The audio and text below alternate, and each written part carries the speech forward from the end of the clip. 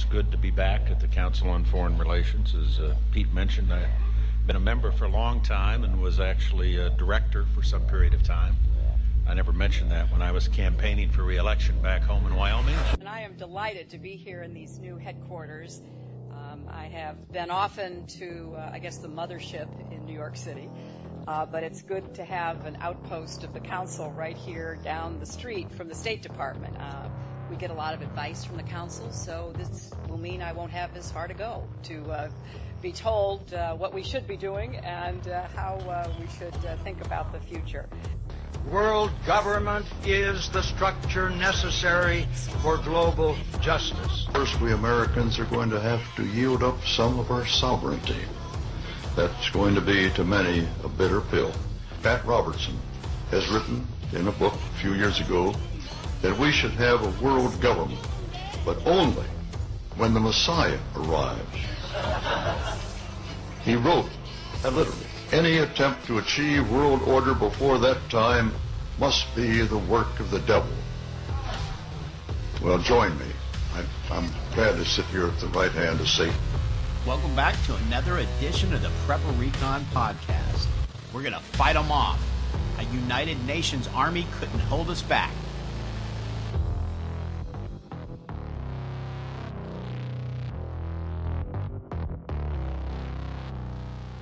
I've personally been buying gold and silver from JM Bullion for over 2 years. They offer the best prices over spot that I can find, and I've never had a problem with an order. If you're looking to trade in some of your fiat paper for real money, check out jmbullion.com today. Our individual first aid kits are now on sale. They're MOLLE-compatible pouches in Coyote, ACU, OD, or Black. They're equipped with an Israeli battle dressing, quick clot, TK4 tourniquet, suture kit, and lots of extras. It's perfect for your car, bug-out bag, or home first aid kit. Go to the PrepperRecon.com homepage and click on the IFAC store tab at the top of the page. They're on sale for $89, and that includes shipping. This kit could save your life. Today's guest is David Quintieri of themoneygps.com. David, welcome back on the show. Thank you very much for having me once again. Always a pleasure to be on the show. Oh, absolutely. We always have a good time when you're on, and we always cover a lot of good stuff. There's never any shortage of good stuff to cover either, is there? That's for sure. Obama and the administration unfortunately, always give us good material. Yeah, that's true. I suppose the thing that everybody's talking about right now is the surge in the U.S. dollar. Did that catch you by surprise, or have you always thought that the dollar would be the last domino to fall? I mean, after all, I think the surge probably has nothing to do with the health of the dollar, but rather it's the stage 4 demise of the other currencies. That's right. I mean, you look at the numbers of the stock market, you look at the value of the dollar or the perceived value of the dollar, and it seems like it's totally fictional to me because the dollar itself is supposed to represent the health of the U.S. economy and the foundation of the American structure, but unfortunately, all of that has disappeared a long time ago. So when the dollar surges and every financial analyst out there is just so bullish because of it, it is quite amazing to see this, particularly when I speak to individuals in the industry. They're so clueless as to what's going on, and surely we'll cover that here today, I'm sure. But what I wanted to discuss is the actual dollar index, and I'm sure your guests your readers are very informed, so we don't have to go into detail. But what I wanted to say was that you're having this dollar index, but it's only one currency versus other currencies. But all currencies are in a race to the bottom, and they're continuously printing up the money. So assuredly, you're going to have ups and downs depending on what's happening globally, but it's never in relation to real assets. That's where the fraud comes in. Do you think this surge is going to have other countries joining the bandwagon and calling for a new global reserve currency? Absolutely. You already see that with the BRIC nations, particularly Russia and China. They are constantly, it seems like every week I see a new article coming out where some sort of official from China or Russia or one of these other nations suggesting that they need to go off of the dollar standard, saying that it is, a terrible idea and so on and so forth. And I really believe that there's more headway being made. You can see all of the trades being done in yuan now, and they're small compared to the US dollar. That's the argument I hear often. Look, it's just insignificant. But the real fact is that they continue to do it, and it's more and more and more, and it will pile on. Reserve currencies don't change overnight, and just in case nobody's ever opened up their history book, you need to understand that a reserve currency doesn't last forever. There have been other reserve currencies in the past. That's for sure. And can you expound a little bit on what's happening in the global currency markets? And does any of this trace back to U.S. meddling in other people's business, like sanctions against Russia? Absolutely. What we have right now is undoubtedly a currency war that is taking place. You can see one country after another trying to devalue their own dollars in order to make their exports cheaper, to stay competitive in the markets. Undoubtedly, that's what I've seen over the past few years especially. But then it goes even deeper, where you see actual statements being made into the public, where Russia and China are out there calling for a new reserve currency. They want a basket of currencies. They want to use the yuan, as I said before, as, a major trading platform. So a lot of things are happening right now, and I see big changes happening, but I wouldn't really be too optimistic in this happening anytime in the near future. It's going to happen slow and steady. The decline of the dollar will be slow and steady, and then you will have a slow and steady increase in the value of these emerging market economies. And one of the effects of the surge in the dollar has been the complete wipeout of the precious metals prices. This past weekend, we saw silver close below 1680. Are we at a bottom, or do you think we'll go lower? The price of the metals that you're seeing are never a cause for concern as far as I'm concerned, because these are the futures, these are the paper assets, and undoubtedly they can manipulate that price to anything they want. You can see, if you look at the flash crashes that occurred with these high frequency traders, the computer algorithms, these stocks go crazy in a minute. They can send it up and down in any direction, and they could do the same thing with the precious metals markets. And in fact, they do. I would like to get into that in a moment. But what I wanted to say was that when you have silver, especially when you have gold, you have something that's real, you have something that's finite. And we know the statistics. We know that not enough is being mined out of the ground. We know these facts, these absolute facts. So I wouldn't be concerned about where the price is at and where they're going to manipulate it, because undoubtedly you're going to have something of real value which you can pass down from generation to generation. It doesn't matter what they set the price at. That's not why you should have bought it in the first place. You should buy it to hold onto your wealth. And undoubtedly, precious metals will do that. And you mentioned the supplies, and you're right. Supplies are getting tight, which means that there's probably really heavy demand, especially in the retail silver market. One of the most popular private mints is Sunshine Mint. And most of the big boy dealers are sold out of their Sunshine bars, including APMEX, Silver.com, and JM Bullion. Do you think these prices will trigger a supply crunch at the wholesale level? They will, undoubtedly, and particularly because we know that the gold isn't there in where the U.S. has their gold, and other nations as well. They've leased out this gold, rehypothecated it 100 times over. It's all gone. So if that were to come out into the news and actually get pushed out there, we would know that the price would be many multiples higher than where it is today. So the question is, will they allow information like this to leak out into the public, knowing what's going to happen? And that's something that's, something to think about, undoubtedly. But I would say you need to have some of your money in there regardless, because it's so important to have. And typically when we see these periods of low prices mixed with high demand, the premium on silver American Eagles shoots through the roof, irrespective of the spot price. Silver Eagles are still available for $2.64 over spot at silver.com. Do you think now might be a good time to pull the trigger and buy some silver? Absolutely.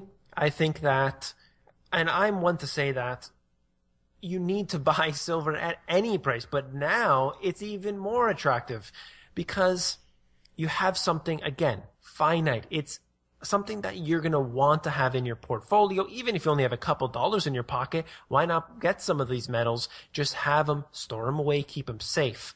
Now, I would say that with caution because a lot of individuals, they have their precious metals, their gold, their silver, and they have two different things, gold and silver, and they think they're fully diversified. They're ready for the collapse. They think they're going to be a billionaire at the end of it, but that just isn't the case because there are other things happening here that we need to be prepared for. And gold and silver, while yes, they are probably the best way to preserve wealth, generation to generation, no question.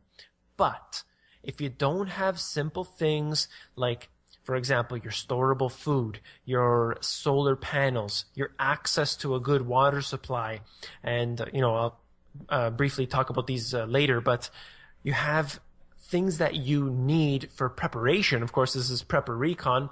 So you need those things before you put your whole portfolio into something like gold and silver. So I would suggest really diversified.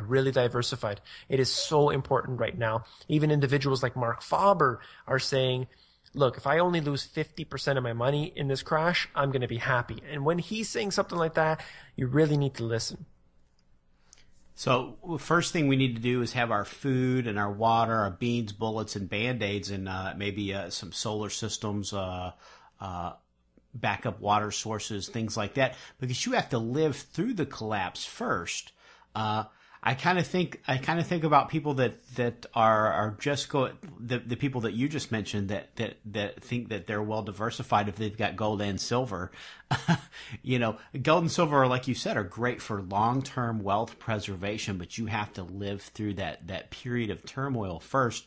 Otherwise, you're going to look like that guy that we always see in the old pirate movies when they discover the hidden treasure, and there's the old pirate skeleton there, and he's got the eye patch and the boots still on and the sword, and he's sitting in a room with filled with gold and silver bullion and jewels and crowns and all of this stuff because he didn't have the other things that he needed to sustain life. And yes, he preserved his wealth very well, but he wasn't around to enjoy it. That's exactly correct. That's a good example of what I'm talking about, because individuals, they really stick to what they know and they're afraid to venture off into other territories. Now, you may not really be interested in storable food. You may not really have an interest in where to get the best source of water, but you need to sit down and you need to realize what we're headed for is a collapse. And this isn't a joke. This is actually very serious. Your life is at stake, your family's life. Things like this could really happen. Now, we hope that it doesn't happen, but isn't it better to be prepared?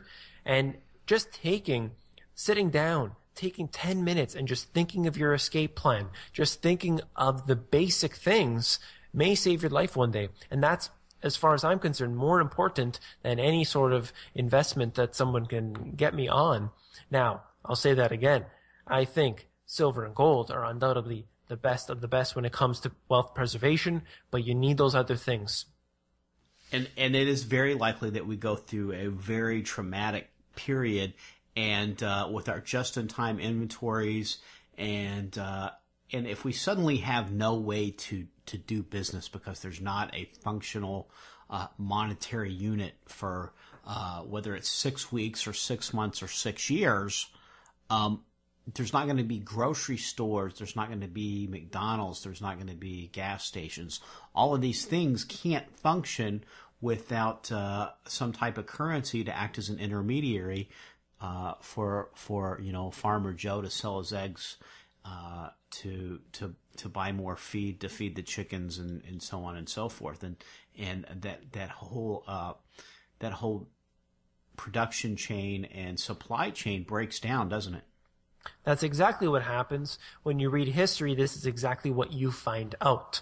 So it's very important to sit down now, sit down today. Don't procrastinate on this. You need to really get a hold of this, the basics, what you're going to do to prepare. And obviously, the more diversified you are, not just what the financial advisors consider diversified, all in paper assets, of course, that's how they do this, but you need to have real diversification, have a plan, have a backup to that backup, and know that the worst could happen, so prepare for it, but we're going to hope for the best at the same time. We're going to take a quick break, and we'll be right back. Katie Armor offers affordable body armor, including level 3 trauma plates made of AR-500 steel. They can endure multiple rounds from pistols and rifles up to 7.62 NATO. Their plates are available with Rhino Linings coatings to reduce SPA. Go to katiearmor.com, that's CATI armor.com today. And the unemployment rate just broke below 6%.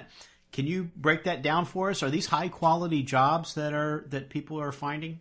Absolutely. Everything is fine in the U.S. economy. There are no problems at all. And Obama is the savior. He is the emperor, and he should be crowned another 4 more years, as far as I'm concerned. Good. So that means I've gotten everybody through it, and I can shut down the Prepper Recon podcast now, right? That's right. Exactly. No, but to get back to reality, this number is so fake. It's crazy. I saw it go below 6% there, and I couldn't help but laugh, because you look at the way they calculate the jobs numbers, and it's so fraudulent. For those who don't know, any individual who has been looking for work for a year, they get wiped off the stats. I mean, that's something that is so unbelievably fraudulent. I can't understand how they continue to do this. Then when you factor in, even just look at the U6 number, which is a government calculated number, that right there shows you a much higher rate. And then you look at, for example, teenagers are at 20% unemployment. And of course, it extends on into the rest of the world. Europe is under major unemployment problems right now. In certain areas, I believe Spain has 40 to 50% unemployment for their youth. And the unemployment rate for multiple countries is above 20% there. So unemployment is becoming a big problem. And you can look at Shadow Stats. Shadow Stats does a good thing with the numbers. He recalculates everything. The fact remains is that when you don't have manufacturing, when you don't have a strong middle class, you will not have a strong country.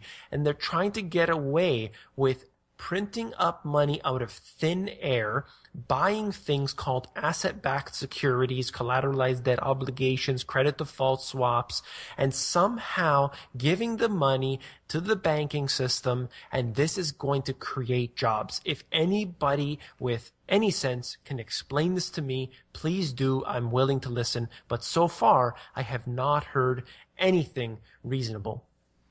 And the BLS's own U6 number, that's over 13%. And like you mentioned, I don't even think that takes into account teenagers that you mentioned have a very high unemployment rate, or college students who have never been in the workforce because in the government's eyes, they didn't have a job and lose it, so they're not unemployed. They're more pre-employed, and they don't have any metric that counts those folks. And for the folks that are just coming out of college with a $150,000 student loan, they can't afford to take a $7 an hour job at McDonald's, because if they do, it's going to trigger their student loan repayment. That's right. So they need to use the government facilities, and that ultimately puts a bigger burden on the government. So when you have debt that can't be paid back and all you're doing is piling more on, this is going to create a problem down the road. Now, the question is it going to be a year from now, 2 years, 5 years, 10 years? We're not really sure, but we know the direction it's heading. We know that it's not getting any better. So this is undoubtedly going to create a big problem for us. Now, if you want to look deeper into the statistics, I would definitely say looking at the inflation numbers are probably the most fraudulent of all, because you look at the way they calculate it, and it's simply ridiculous, because when you exclude food and energy prices, probably the two most important thing for an individual, then of course you're going to have a rate that they consider too low. And that's how they get across to the politicians, to the individuals like ourselves, that they need to print more money. And of course, printing money has never solved anything. And back to those shadow stats numbers, I think that John Williams, actually, he has a number where he adds all of the what we would call pre-employed people back into that number. And I think his unemployment number is 23%. So held up to the 5.9%, it sounds much scarier, doesn't it? That's very accurate, because he's willing to sit there, and that's sort of what his specialty is recalculating all of these numbers. And I see what he's doing there, and it's great, it's excellent. Unfortunately, the public isn't listening, and certainly the mainstream media will not report it. Now, if you remember back before the housing bubble popped in 2008, Ben Bernanke was on CNBC, and I think it was Maria Bartiromo that he was talking to then, and he said that he didn't believe we would have any housing crisis. And then when it evidently eventually became obvious that we would have a crisis, he said he was sure it would be contained to the subprime market. Now, we have Obama telling us that Ebola isn't that easy to catch. If we can't trust the government to know what's going on in a collapsing housing market, or tell us the truth about unemployment, can we trust them on something as serious as Ebola? I would definitely not take their word for it at all. In fact, if they say something, chances are it's the exact opposite. They told us in 1929, just before the Great Depression began, they said there will be a perpetual boom in the stock market. There is no such thing as a decline anymore. And it was only a short period of time after where they had that drop of nearly 90% in the stock market. That's when you know things are bad, is when they say that this is it. This time is different, and it's never like that. It's never like that historically and statistically. So when you talk about things like Ebola, as you're mentioning, that is something that we need to be obviously concerned about. What I would suggest is there was the petition on the White House website, I'm not sure if you saw that, to stop the flights coming from those nations and to sort of contain what's happening. And of course, nothing like that will be done, because they say that they have questionnaires, and they say that they have the sort of the TSA screening process that will get this sort of thing, but that's just not the way it works. And to be fair, I should probably mention that the Fed isn't actually a government agency, so we shouldn't really blame them for that. But the BLS certainly is. So that's for sure. That's probably an accurate accusation of the lies coming out of that agency. But now, if we did see an outbreak in North America, do you think that might trigger an economic collapse, as people might get nervous about going shopping and going to the movies and going out to eat and going to work? And do you think that could have a chilling effect on the economy and the consumer confidence?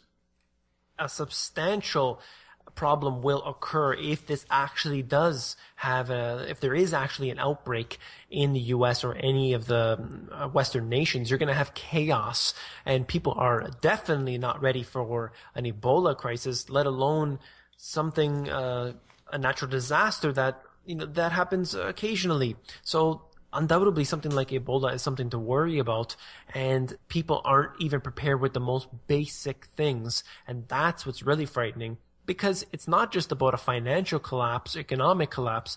There are other types of things. You could have tornadoes and hurricanes and all sorts of natural disasters, and people aren't prepared. So Ebola is definitely one of those things. Another reason to have your stuff in order. And back to economics, you do some really great videos on your YouTube channel. which is Money GPS. You recently did one that covered the European bail-ins. Can you give the folks a brief explanation of what a bail-in is, and then tell us if that's something that you think could happen in America? Absolutely. So many of the countries have already put in the framework for a bail-in. Now, bailouts are just not politically good for these individuals when they market the bailout. Look, we have to save the banking system. So they devise this new strategy called a bail-in. Sounds quite nice. And what they did was actually, in Cyprus, they actually went into the bank accounts of individuals, took out a percentage of their money, and used it to recapitalize the banks. And they did so successfully with only minor rioting, and they just calmed those individuals down. Now, a lot of people in the financial industry had suggested that this would only happen in Cyprus. It would not happen in other countries. But the framework has been set up in Canada, Germany, in the EU, and even other things have been done in Australia, which I can get to.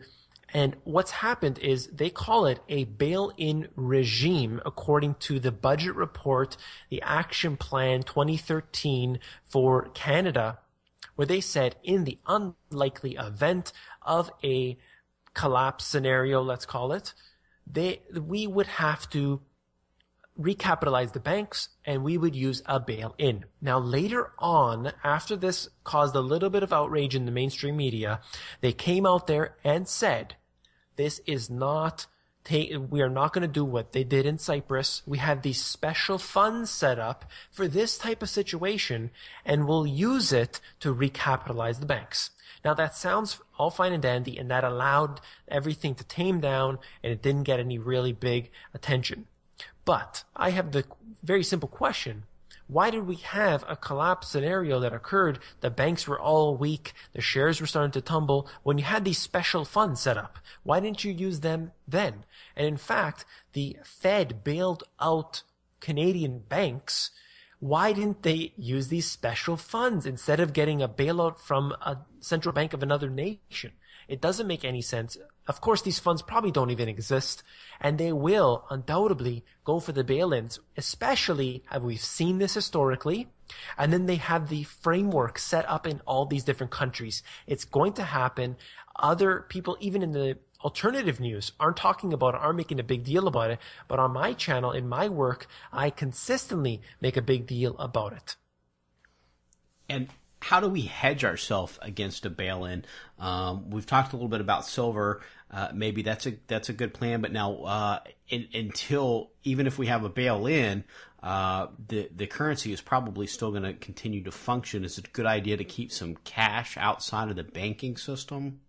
Absolutely. You want some of everything actually would be the best. If you need, and I mean, I understand people's, their daily transactions that they need to do, they use their bank, and that's okay to have some money in the bank. But a lot of people put all of their savings in the bank. They have perhaps a few mutual funds or some stocks. So they have all of their money in the banking system, that same banking system that's extremely fragile, extremely risky.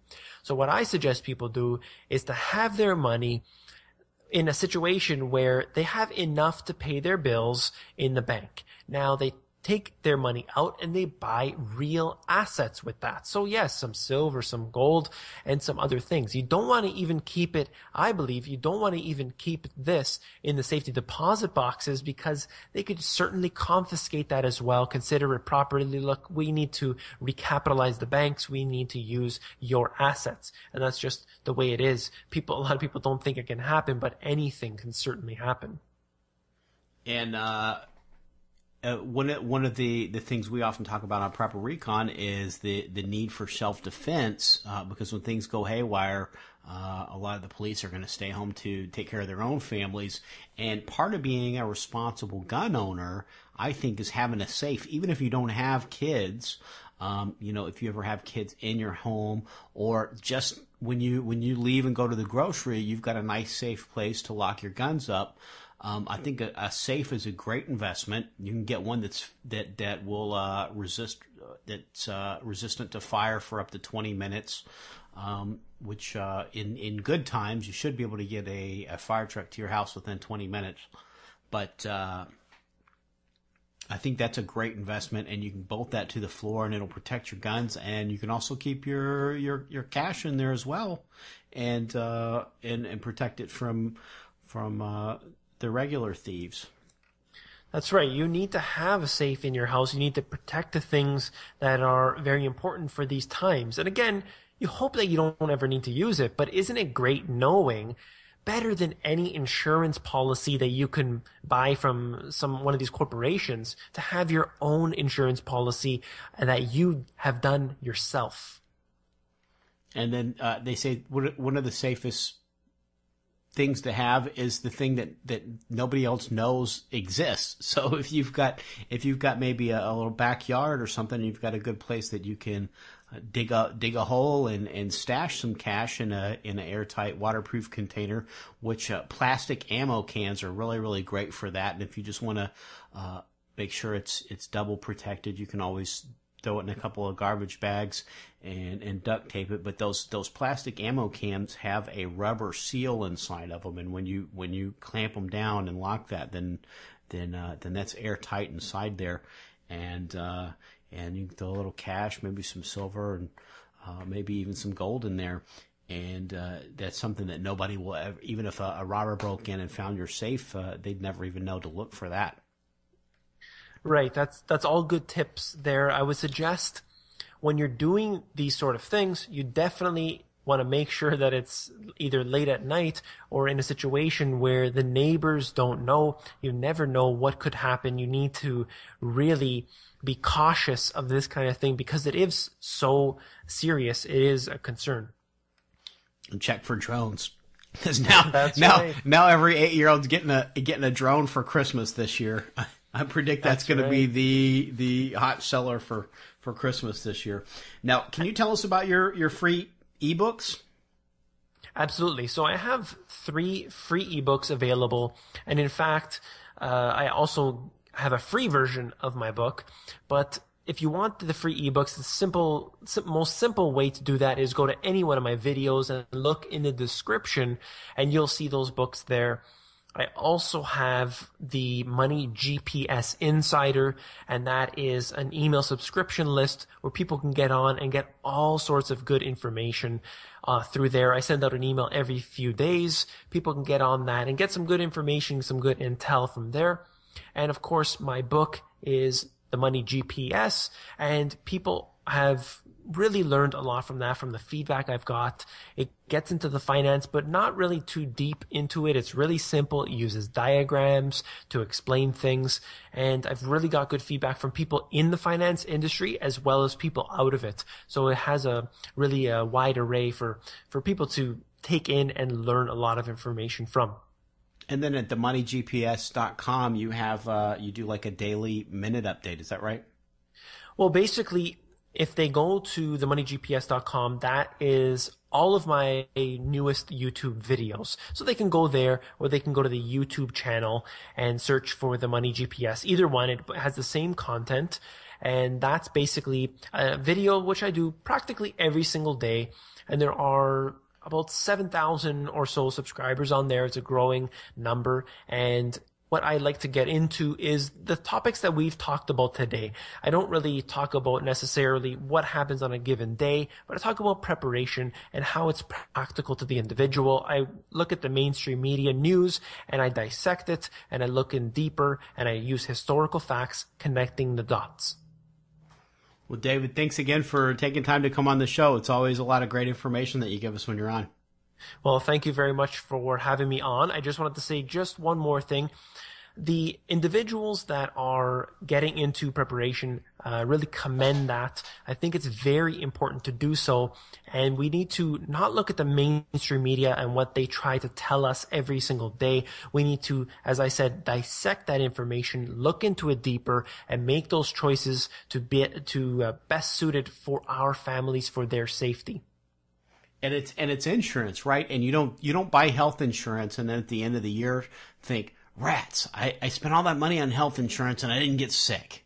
That's exactly correct. We are looking at it as an insurance policy. Perhaps you'll never need it, and that's a good thing. So you want that to happen. You never want to have to use it. So let's hope for the best. But unlike a health insurance policy, at the end of the year, you still have your premium. If you bought silver and gold and beans and bullets and Band-Aids, you still own your premium. You didn't give it to some corporation that got spent and spent on derivatives at Goldman Sachs. It's you still own it. That's correct.